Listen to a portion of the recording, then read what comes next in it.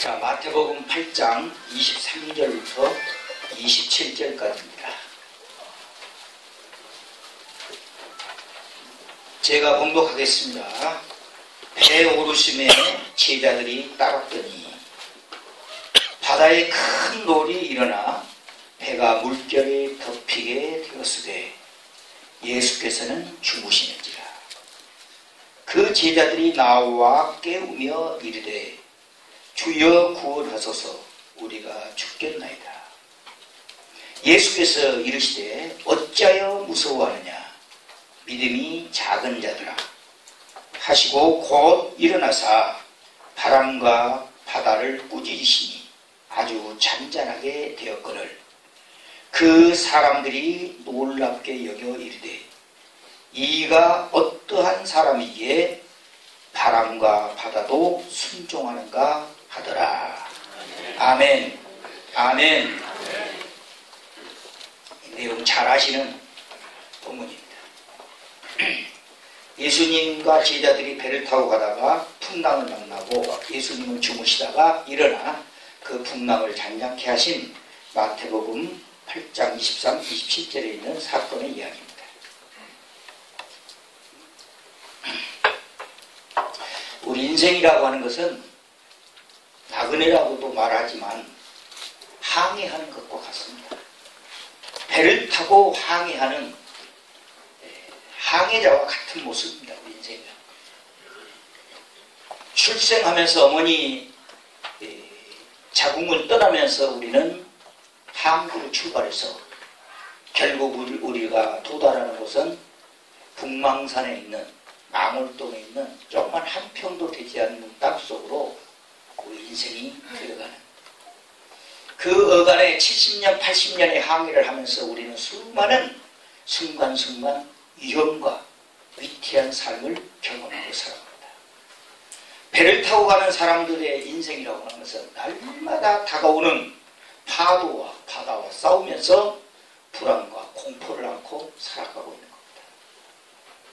이 바다의 한복판에서 폭풍에 시달리고 우리는 멀미도 하고, 그래서 우리는 때로는 파산도 하고 부도를 당하기도 하고 사업에 실패하기도 하고 사랑하는 사람을 이별할 때도 있고 자녀들이 하루아침에 우리에게 큰 사건과 사고를 일으키기도 하고 우리는 한치 앞을 내다볼 수 없는 위기의 삶을 살아가고 있습니다. 저는 본래 태어날 때부터 겁이 좀 많았던 것 같아요. 우리 집 식구들이 눈이 크거든요. 눈이 큰 사람은 겁이 많다 라는 어떤 놈이 한 말이 있습니다. 그래서 저는 나중에 알고 보니까 바다를 싫어해요. 근데 제가 한때는 이제 해양대학을 가려고 꿈을 꾼 적도, 마드로스가 되려고 꿈을 꾼 적도 있습니다만은 바다가 참 무서워요. 제가 총각 때 부산 태종대를 가갖고 배를 한번 탔는데 얼마나 파도가 치는데 막 다 토해내고 배 맛을 알았어요. 그런데도 돈의 눈이 어두워 해양대학을 지원했던 생각이 납니다.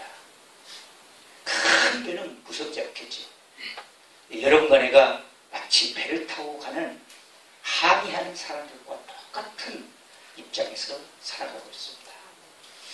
어떤 사람은 파도를 잘 타면서 인생을 아주 흥미진진하게 몸심을 가지고 기쁨으로 아주 멋지게 이렇게 아주 거친 파도가 밀려오면 오히려 파도 타기를 하면서 잘 타는가 하면은 어떤 사람은 조용하고 고요한 바다에서도 신경질을 부리고 꼬라지를 내고 인생 살겠다 못 살겠다 하는 이름을 못 지어간 사람들도 많습니다. 미국에서 어떤 목사님 한 분이 세 딸이 있는데 그 세 딸과 함께 유럽으로 성지순례를 갔습니다. 크리스찬이죠. 성지순례를 가다가 배가 지중해에서 난파를 당했습니다. 배가 깨뜨려 수많은 사람들을 구출하고 노력했지만 결국 자기 세 딸도 거기서 죽습니다. 우리는 낙심할 수밖에 없죠. 세 딸이 한꺼번에 죽었어요. 타이타닉 영화처럼 수많은 사람들이 대서양의 가에 죽었어요. 우리는 하나님을 원망하고 어떻게 나에게 이런 일이 당할 수 있느냐고 우리는 낙심하고 절망할 거예요. 그런데 오히려 이 목사님은 거기서 일어나서 내가 성지순례 가지 못했던 예루살렘을 향해서 가겠다. 그리고 그 예루살렘에서 뭔가를 하겠다. 기도하고 매달리고 믿음으로 도전해서 결국 예루살렘에서 수많은 고아들을 끌고 그 고아들을 만들어 그 고아원을 건립해가지고 굉장히 세계적인 재단을 만들어요. 이게 바로 아메리칸 캐롤이라. 아메리칸 캐롤. 우리는 오늘 이 본문을 통해서 세 가지 교훈을 받을 수가 있습니다. 첫째는 우리가 예수님과 함께 믿고 예수님을 믿고 함께 살아갈 때도 우리는 여전히 광풍이 찾아올 수 있다는 사실을 알아야 됩니다. 예수 믿으면 만사가 형통하는 것이 아니고 하는 일마다 잘 되는 게 아니고 모든 병도 완벽하게 나서버리고 모든 우환이 없어져버리고 모든 불행이 사라진다고 생각하면 큰 오산입니다. 예수님을 믿고 예수님과 함께 생활하면서도 우리는 폭풍이 다가올 수 있다는 사실을 알아야 합니다. 오늘 예수님의 제자들이 예수님과 함께 배를 타고 가는데도 불구하고 그 배에 광풍이 몰아붙였습니다. 고통이라고 하는 것은 불가사의합니다. 원인이 뭔지 잘 알 수도 없을 때도 있어요. 불행이 왜 나에게만 찾아왔는지, 하나님 살아계신다면 왜 나에게 이런 불행을 주십니까? 내가 예수 믿고 믿음으로 살아가는데 왜 나에게도 계속 끊임없이 해결할 수 없는 어려움과 고난과 불행과 경제적인 압박과 이런 질병들이 나에게 찾아옵니까? 우리는 이렇게 원망도 하고 당황도 하고 낙심도 할 수 있을 것입니다. 오늘 이 성경에 보면은 큰 노을이 일어났다고 그러는데 이 큰 노을은 세이스모스라는 말인데 이 말은 지진입니다. 지진에 의해서 일어난 폭풍입니다. 불가항력적이죠. 여러분들 그냥 자연 기후에 의해서 일어나는 폭풍은요 강도가 좀 약해요. 그런데 지반이 흔들리는 지진에 의해서 생겨진 이 폭풍은요 쓰나미입니다. 요즘으로 말하면 쓰나미예요. 일본에서 센다이 쪽에서 일어났던 쓰나미로 15만 명이 죽었습니다. 인도네시아에서 일어났던 쓰나미로 30만 명이 죽었습니다. 엄청납니다. 쓰나미는. 오늘 이 성경 본문에도 예수님이 12제자와 함께 가는데 쓰나미가 일어난 거예요. 지진이 일어난 겁니다. 기독교는 풍요로움만을 추구하는 종교가 아닙니다. 기독교인들도 이 세상 사람들이 당하는, 안 믿는 사람들이 당하는 불행을 그리스도인들도 얼마든지 당할 수 있어요. 그러나 중요한 것은 그리스도인이 당하는 고난과 안 믿는 사람이 당하는 고난은 차원이 다르다. 예수 믿는 사람들의 고난은, 그 차원은 더 큰 목표를 향한 하나님의 작업일 수가 있습니다. 조금 너무 세계를 바라보고 살아가는 그리스도인이 영성과 믿음을 하나님에 키우시기 위한 하나님의 작업일 수도 있는 것입니다. 우리는 불행의 원인을 자꾸 따져들면 더 미움에 빠지고 더 불의에 빠져요.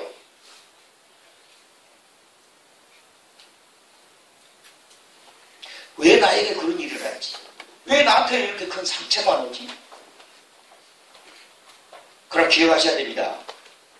불신자들이 당하고 있는 고난과 여러분과 내가 당하고 있는 이 고난은, 우리가 당하는 고난은 하나님의 거대한 능력의 손 안에서 빚어지고 있는 질그릇처럼 하나님의 작업을 위해서 다루어짐을 당하고 있다는 사실을 기억하셔야 됩니다. 미국의 한 젊은이가 42살에 오른쪽 눈 시력이 갑자기 사라졌습니다. 여러분, 것처럼 무서운 공포도 없어요. 차라리 손 하나가 없는 적당되게 낫지 한쪽 눈이 시력을 잃는다. 얼마나 큰 절망과 충격이 왔겠습니까?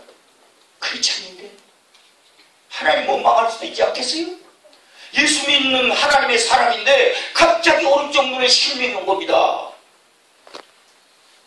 제가 이 보람안과에 가는데 3개월에 한 번씩 가서 늘 점검을 하는데 안과에 가면은 그 써진 글을 보면 엄청 무서워요.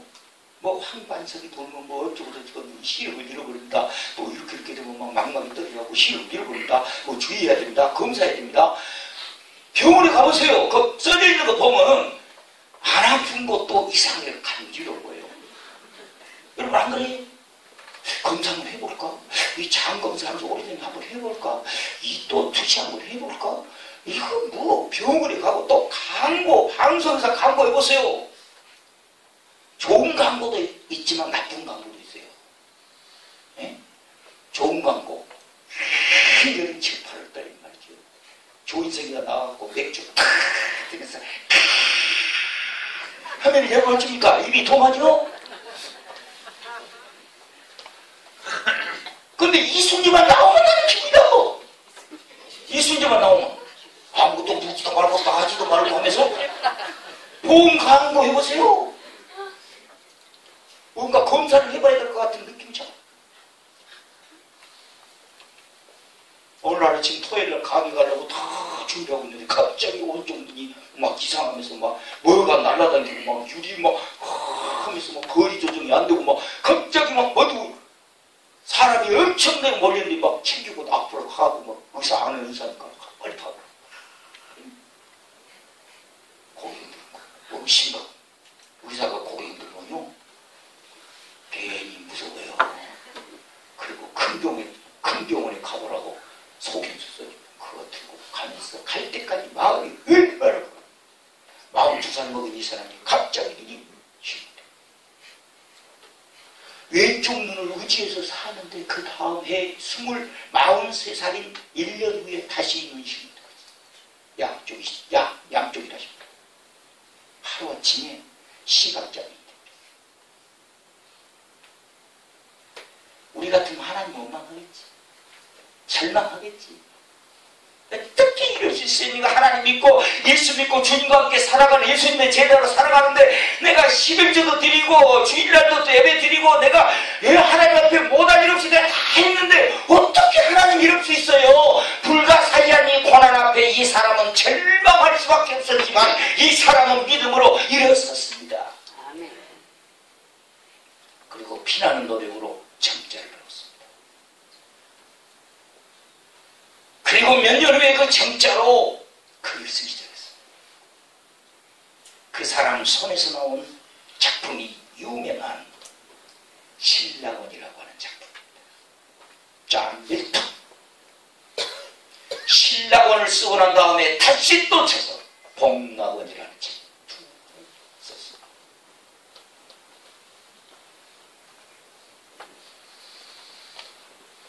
서울 개봉동에 가면 광복교회가 있어요. 그 목사님 이름이 박요한. 훌륭한 장로님 아들이에요. 이 사람이 어렸을 때부터 문학적 소질이 있었대요. 그래서 별명이 도스토옙스키, 섹스피어, 톨스토이. 별명이. 그래서 굉장히 문학적 자질이 좋아가지고 글을 쓰기 시작했는데 대학을 가가지고 신앙이 변질되기 시작했어요. 여러분 참, 이 여자는 결혼해봐야 믿음을 알고 남자는 군대 갔다 와봐야 믿음을 알까. 요즘은 믿음은 대학교를 가봐야 한다. 대학을 다니면서 예수도 안 믿고 술도 마시고 담배도 피고 친구들과 함께 여기저기 흥청방청 다니면서 여러분들 기억하시죠? 이게 만화가들이 쓰는 모자, 빵떡 모자 다 쓰고 담배 피면서 글을 쓰는 그 멋진 시인의 그 모습이 떠오릅니까? 네? 왜 화가와 문학작품들을 하는 사람들은 다 그 사이코 기질이 좀 있죠? 아주 추정하기 막 수염을 기른다든지 막 얼굴 세수도 안 한다든지 막 얼굴이 지저분한다든지 예수같이 추심한 놈이 있습니까? 왜 나하고 그랬습니다.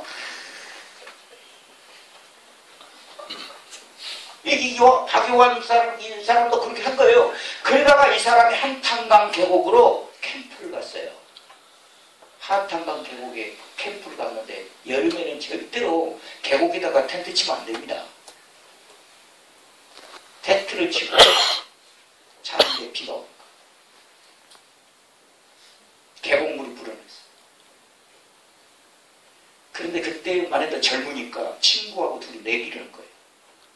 수영하고 저쪽으로 건너가자. 인생은 장난이 아닙니다. 장난하다가 죽은 사람 많습니다. 옛날 남강주 시장이 있는데 철도 있죠? 우리 고등학교 다닐 때 철도 양쪽에서 이쪽으로 건너가요. 기차가 안 오는 틈을 타서. 기차 와버리면 내기를 합니다. 내기를. 꼭 상당히 멀어요. 한 100m 이상 될 겁니다고. 내가 거기서 바로 옛날에 살았으니까. 고등학교 때 집 가고 기차 오기 전에 저쪽 빨리 건너가자고. 기차 위로 막 가고 그 밑으로는 이제 이 강수층이 흘러요. 떨어져도 죽고 기차 가도 죽어요. 기차가 오면 어떻게 해야 됩니까? 가다가 기차에 깔려 죽어야 돼요? 떨어지고 죽겠어요? 여러분 생각을 어떻게? 둘 중에 하나 고르라면 어? 시끄러워. 처음부터 안 가야 돼.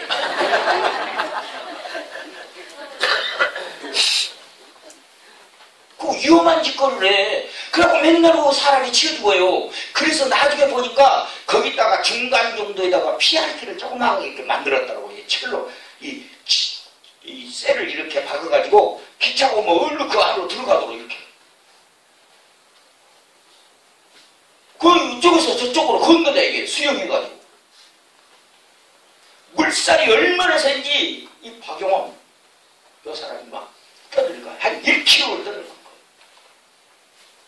막 물을 마시면 이제는 익사 직전이야. 급하면 사람이 뭐돼요? 하나님 찾아요. 사람이 급하면 믿음이 있든 없든 어째요? 하나님 찾아요. 하나님 찾아요. 한 번만 살려주시면 주님과 흥정을 합니다. 목사가 되겠습니다. 흥정해요. 놀랍게도 그 기도가 끝나자마자 누가 찬지도 모르게 그 휘몰아쳤던 물살 속에서 뭐가 확 떠오르더니 자기를 오래 살아서 떨쳐버린 거야.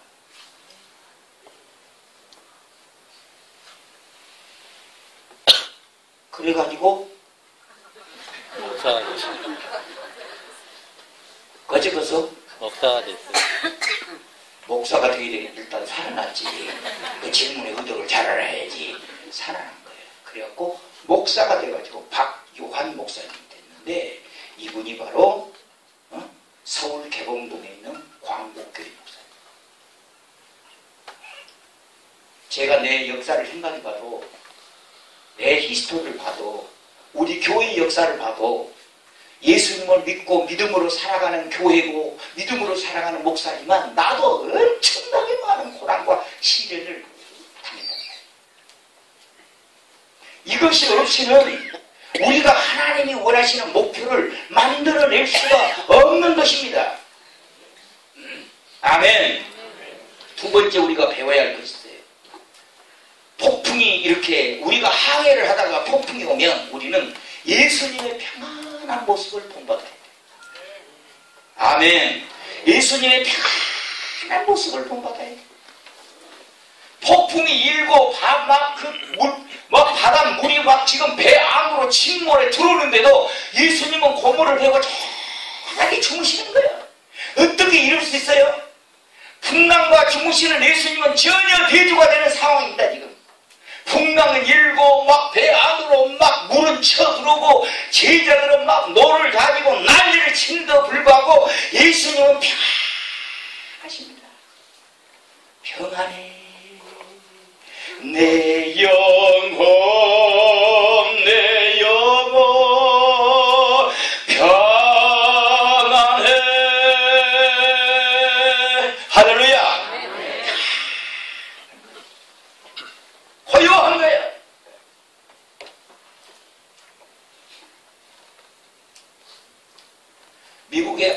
벨 스티븐스라는 유명한 소설가죠. 이 사람이 남태평양을 여행하는데 배를 타고 가다가 폭풍을 만났어요. 엄청난 폭풍이 막 몰아쳤죠. 여객선에 탔던 모든 사람들이 멀미하고 구토하고 난리가 나고 공포에 질려서 얼굴이 새빨개지고 있어요. 이 스티븐스라는 사람이 그 공포 속에서 가파리고 막 기어서 올라가고 키를 잡고 있는 선장을 봤어요. 그런데 놀랍게도 선장의 얼굴이 평안해. 이 스티븐스가 객실로 내려와가지고 여러분 두려워하지 마십시오. 내가 선장의 얼굴을 보니 선장의 얼굴이 평안했습니다.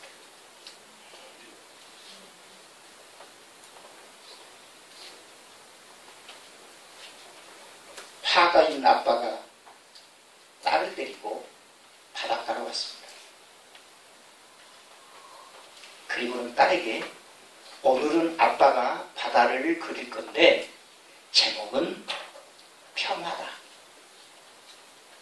그리고 옆에 딸아이를 놔두고 캔버스를 놔두고 바다의 그림을 그리는데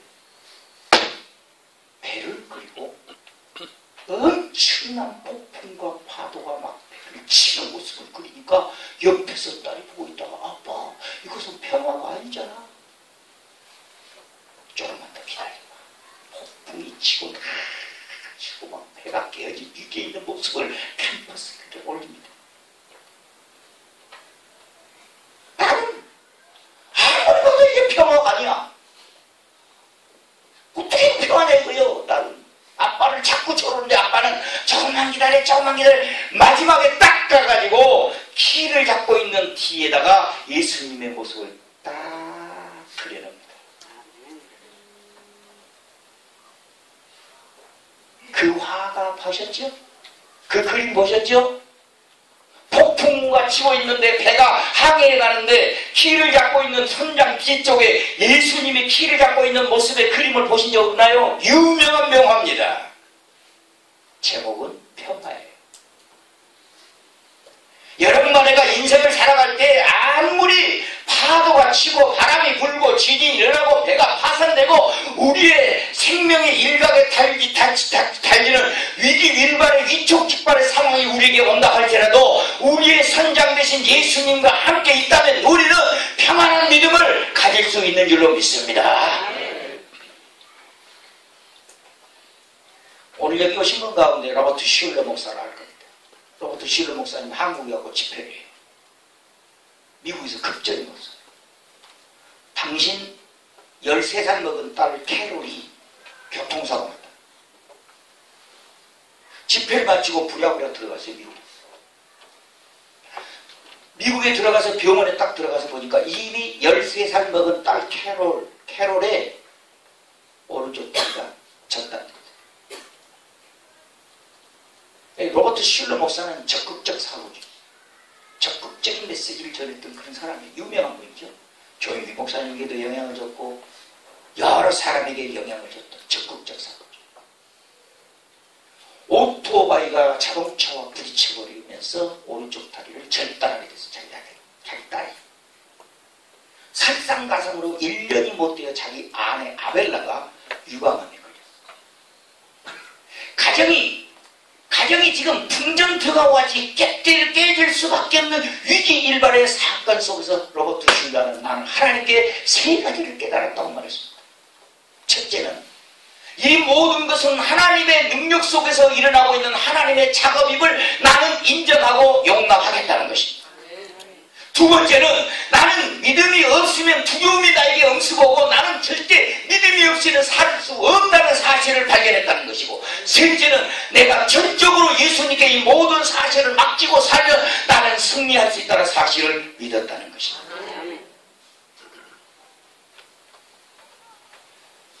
여러분 여수에 가면은 손양호 목사님 아시죠? 손양호 목사님이 일제시대 때 감옥에 갇혀서 고난을 당할 때 이분이 글들을 남기지를 않았지만 사조 3률의 시조를 이분이 썼어요. 그 감옥에서 혼자 냉방에 있습니다. 그 시조를 내가 한번 독수공방 고적강 삼이동거 사심식 사식식 사식구 다종다작 베레다 고중진리 베레드. 이 말이 무슨 말이냐? 빈방을 홀로 지켜 고적을 느끼지만 성삼위 하나님이 함께 계시니 내 식구가 되는구나. 각가지 고난아 오려거든 모두 오너라. 고난 중에서 진리를 모두 체득하리라. 기가 막힌 시예요. 제가 제일 힘있게 느꼈던 것은 각가지 고난아 오려거든 모두 오너라. 고난 중에서 진리를 모두 체득하리라.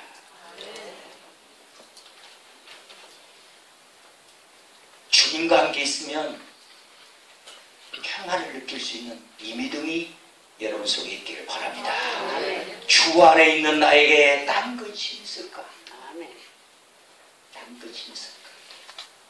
마지막 세 번째는 예수님의 능력을 믿고 부르짖어 깨워야 합니다. 믿음은 금과 같습니다. 금은 양이 작든 크든 그것은 금입니다. 믿음도 작은 믿음은 큰 믿음 그건 눈에 보이지는 않지만 그 믿음은 절대로 광고할 수 없는 과소평가하지 않는 믿음입니다. 이 믿음만 있으면 우리는 폭풍도 이겨낼 수 있고 지진도 이겨낼 수 있습니다. 작은 믿음 뒤에 숨어있는 큰 믿음을 우리는 가질 수 있는 줄로 믿습니다. 믿음이 있다면 예수님을 깨워라야죠. 예수님을 부르짖어 깨워야 한다 그랬습니다. 여기 참 재밌습니다. 여기 깨워라. 보세요 여러분들. 25절 읽어봅시다. 그 제자들이 나와 깨우며 이르시되. 깨우며 그랬어요. 깨우며 따라서 합시다. 깨우며 이 깨우며라는 말이 에게이로예요. 헬라어로 에게이로. 요 말은 놀라워요. 들어보세요.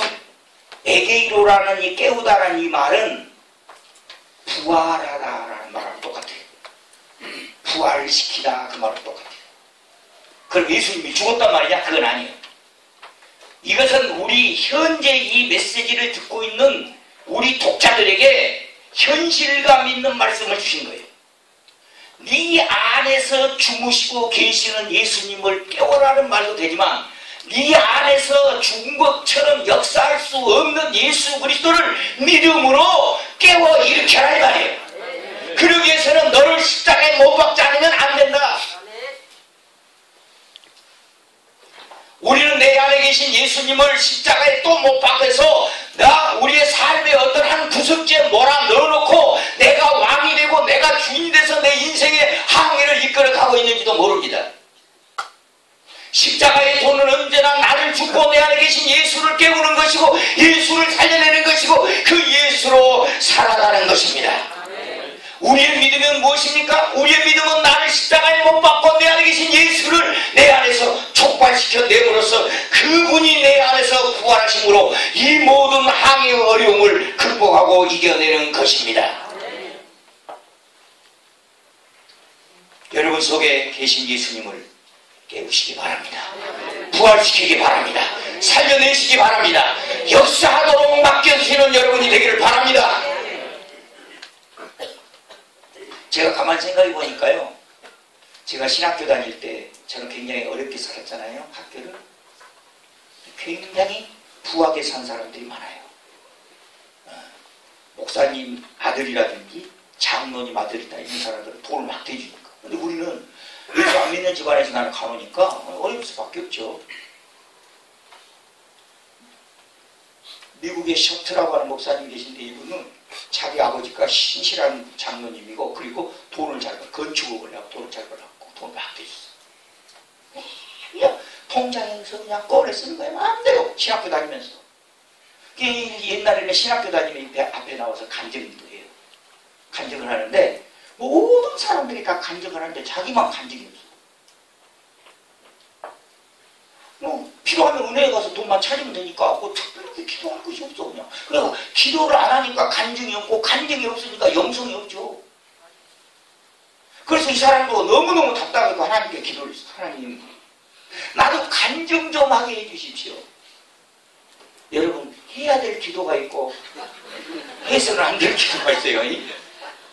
나도 간증 좀 하게 해주십시오. 그러고 기도를 했어.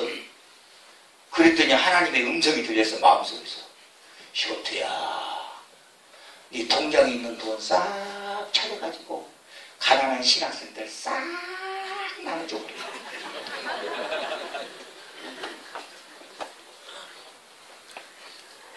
쇼트가 쇼크를 먹어버렸어.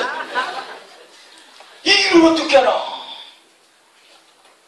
그 음성을 들은 사람, 이 사람이 쇼트가 통장에 있는 돈 꺼내갖고 아버지가 무료를 싹 가난한 사람을 남쪽이니까 자기는 그 다음 날부터는 밥 먹을 돈도 학비도 없어. 그때부터 기도를 시작한 거야. 기도를 했더니 간증이 생겨 안 생겨? 간증이 생겨요. 기도하고 응답받고 간증하고 기도하고 응답받고 간증하고 아멘. 또 해야겠어 내가? 기도하고 응답받고 간증하고 또 해야겠어? 기도하고 응답받고 간증하고 기도하고 응답받고 간증하고. 그 다음부터 쇼트의 목사의 생애는 선교사의 생애는 기도하고 응답받고 간증하고 기도하고 응답받고 간증 기도하고 응답받고 간증하고. 왜 계속된 거야 이게? 그러니까 그 다음부터는 하나님의 살아계심이 체험돼. 예수 그리스도가 속에서 역사하는 것 같아. 할렐루야. 인도네시아 선교사로 갔어. 돈 한 푼 없이 물품으로 인도네시아 선교로 가가지고 인도네시아에 가가지고 돈 한 푼 없이 기도하고 응답하고 간증하고 신학교 세우고 교회 세우고 엄청난 역사를 인도네시아에서 일으킨 것입니다. 우리 안에 계신 예수님은 우주 만물을 창조하신 분이고 다스리신 분입니다. 잠재워놓고 잠재워놓고 신앙생활하지 마세요. 우리의 인생의 항해 안전하게 가시려면 안전한 포구에 도달하려면 하나님의 목적지에 도달하려면 여러분 안에 계셔서 주무시고 계시는 예수님을 깨우시고 죽으신 예수님을 깨우셔서 그 능력으로 여러분의 파도와 바다를 잔잡게 해버리시기를 바랍니다. 제가 중학교 다닐 때 학교 끝나고 이렇게 가면은 뭔가라도 좀 남성으로서 절 봐봐요. 남성다운 그 근육질 몸매를 좀 갖고 싶더라고. 중학교 시절에. 그래서 그때 못 모르고 내가 유도를 할까 태권도를 할까 합기도를 할까 복싱을 할까 중학교 다닐 때 내가 좀 한번 해보고 싶었어요. 또 내가 체질이 이제 또 운동 체질이니까.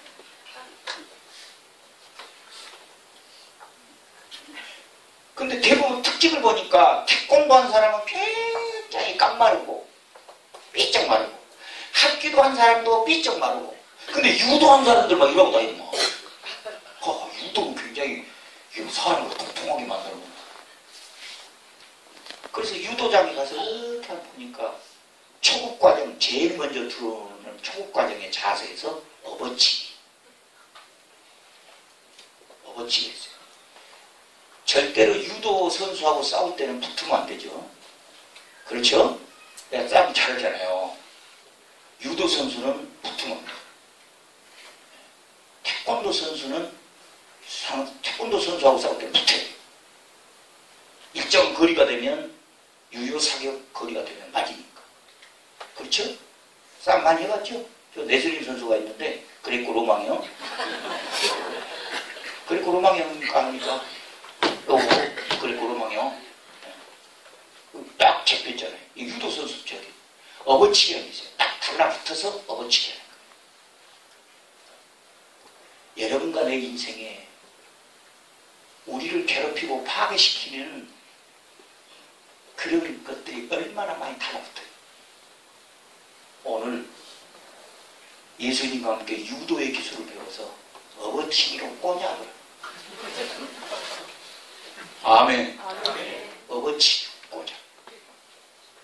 여러분을 지금 괴롭히고 있는 것들, 여러분을 지금 혼란하게 하는 것들, 여러분의 항해를 지금 어렵게 만든 것들, 세스모스와 같은 지진이 일어나서 막 달라들 때 내 안에 계신 예수님을 부활시켜서 그 예수님의 능력으로 나에게 달라붙어 있는 그 염려와 두려움과 걱정과 심란한 문제들을 업어치기로 꼬냐버려. 할렐루야. 그래서 여러분의 항해가 목적지에 도달하기를 주의 이름으로 축원합니다.